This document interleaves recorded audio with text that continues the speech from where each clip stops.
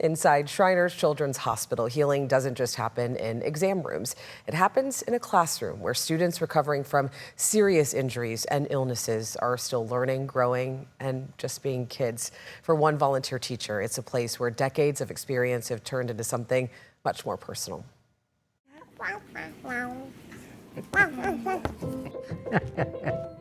Ron Kramer didn't expect to come back to the classroom after 40 years of teaching. But after retiring at 62, I had finished up 40 years teaching,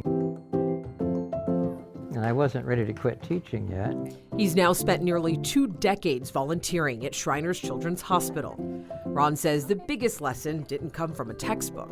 I've just learned that there are no excuses in life for not trying. And here's our examples. For Ron, learning is hands-on.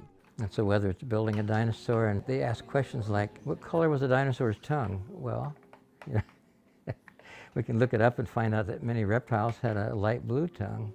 Barbara says Ron's impact is unmistakable. He instills excitement about learning. And I know some of our students who have been here for a while, they'll ask, what are we going to learn today? What is Ron coming back? He makes it fun for the kids to return to school. But Ron says his students gave him something just as powerful. The thing I learned is how resilient children are, but they're also a model to me in terms of you rarely hear a child complain here.